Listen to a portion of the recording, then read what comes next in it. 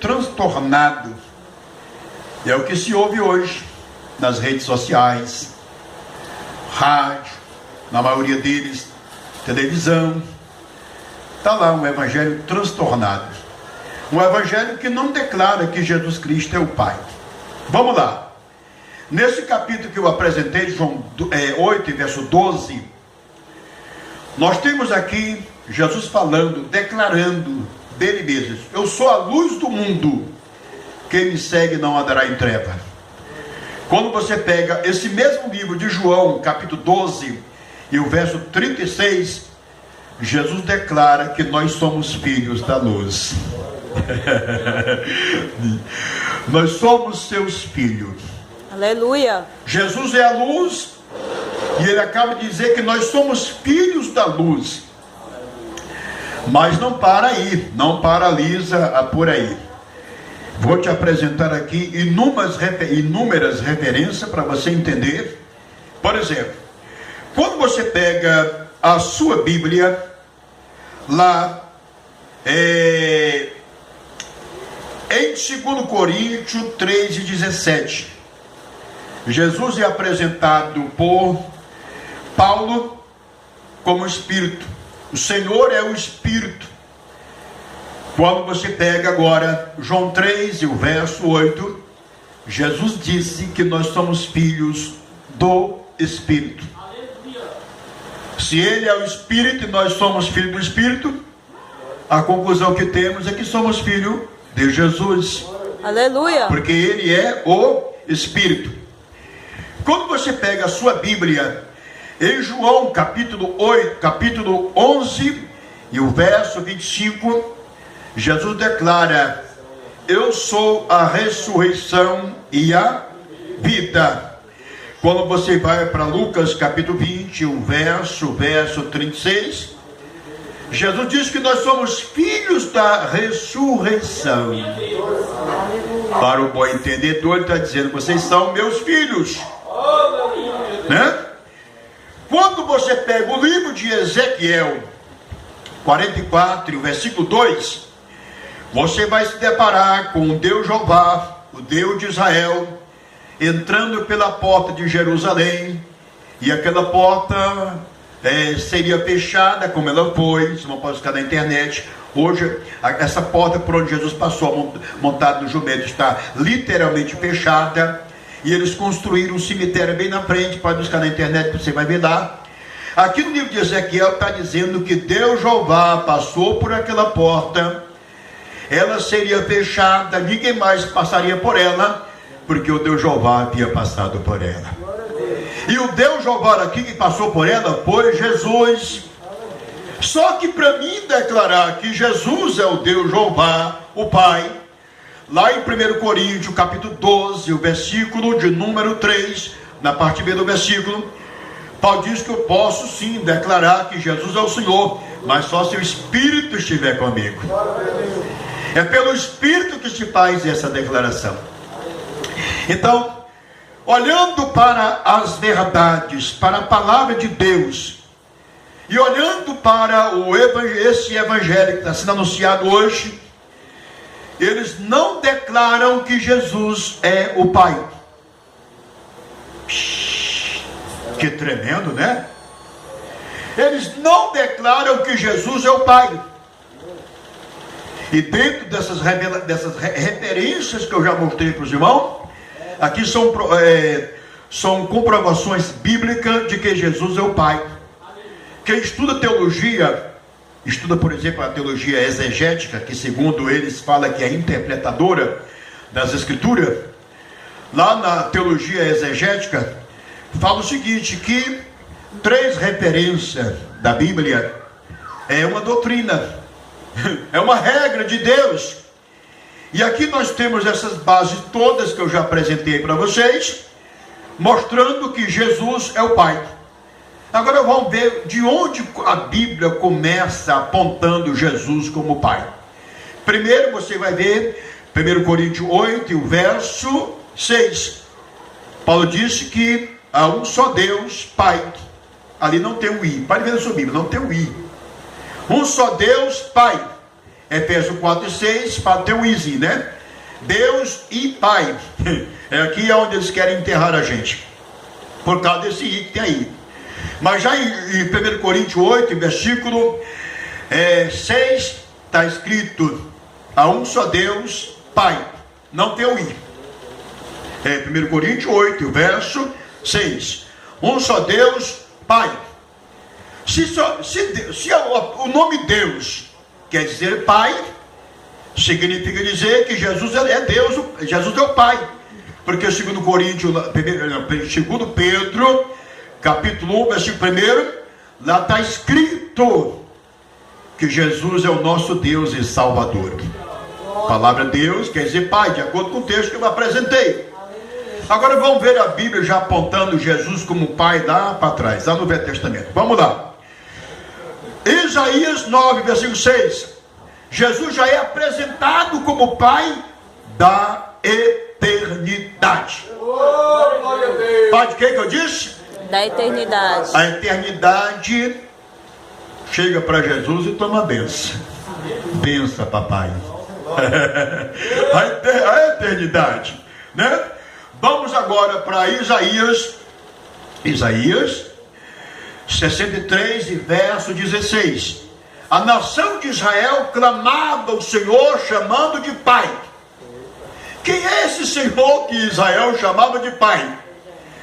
João 13 e o verso 13. Jesus disse: vocês me chamam de mestre, Senhor, e dizem bem, porque eu sou. Jesus está dizendo que aquele Senhor aclamado por Israel chamando de Pai é Ele. Por que é Ele? Porque só tem um Senhor na Bíblia. Deuteronômio capítulo 6 e verso 4. Ouve, ó Israel, o Senhor nosso Deus é o único Senhor. E Judas capítulo 1 verso 4. Jesus é apresentado como o único Deus, o único Senhor e o único dominador. Quando vamos para Isaías 64, versículo 8, Jesus ali é aclamado mais uma vez pela nação de Israel, que chama ele de Pai.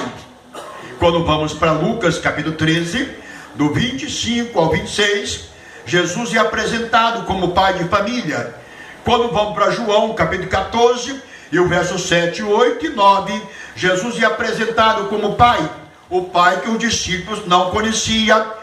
Quando vamos para 2 Coríntios, lá no capítulo 6 e 18, Jesus é o pai da igreja, e nós somos para ele filhos e filhas, diz o Todo-Poderoso, e o Todo-Poderoso ali é Jesus, porque lá em João, lá em Mateus, capítulo 28, capítulo 20, 28, e o verso 18, foi dado a ele todo o poder.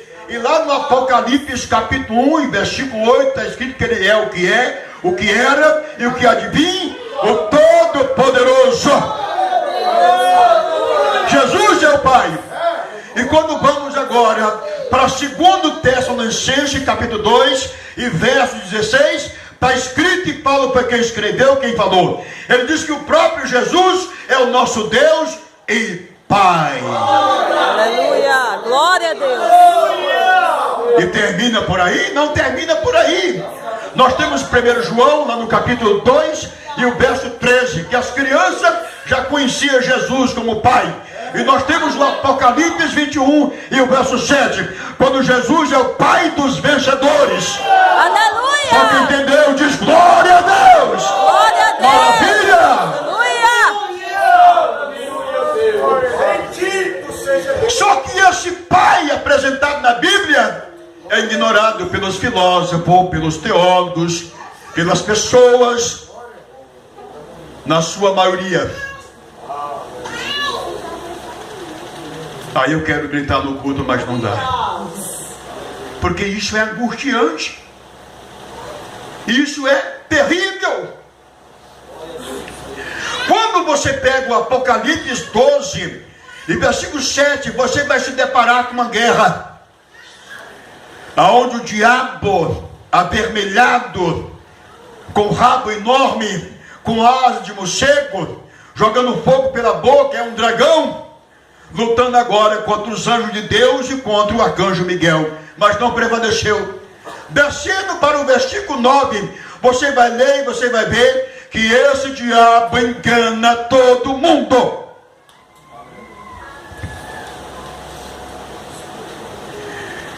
Aí quando você vai descendo, você chega em 1 João 2, o verso 18 e o verso 22, que são dois versículos arrepiantes. No versículo 18, está escrito na época de João detalhou isso, que muitos se fizeram anticristo. Anticristo quer dizer antideus, mensagens adulteradas, visão totalmente oposta a Deus. E no 22 ele faz uma pergunta: quem é o mentiroso? Senão aquele que nega que Jesus é o Cristo. Esse mesmo é o anticristo, esse que nega o Pai e o Filho. Agora como é que você vai entender? É só parar para ver a primeira parte A. Quem é o mentiroso, senão aquele que nega que Jesus é o Cristo? Então, o anticristo é aquele que nega que Jesus é o Cristo. O anticristo está na condição de negar que Jesus é o Cristo. Agora, você como igreja, como homem de Deus, como mulher de Deus, tem que conhecer o Cristo da Bíblia. Vamos ver quem é o Cristo, tá bom? Vamos lá. 1 Coríntios 3 é o capítulo, 16 é o versículo. Eu e você, nós somos templo de Deus, morada do Espírito Santo. Quem mora em nós? Espírito Santo. Paulo falou sobre isso. Agora veja comigo, Romanos capítulo 8 e o versículo de número 9 e 10. Se Cristo está em vós, quem está na igreja não é o Espírito Santo? Paulo está dizendo que o Espírito Santo é Cristo. Segundo Coríntios 13 é o capítulo e o versículo 5, disse Paulo: provai a vós mesmo, ou não sabeis quanto a vocês mesmos, que Jesus Cristo está em vós, ou se tendes caído. O Espírito Santo que habita em mim, Paulo está dizendo que é Jesus Cristo. Agora vamos responder a pergunta de João: quem é o mentiroso, senão aquele que nega que Jesus é o Cristo?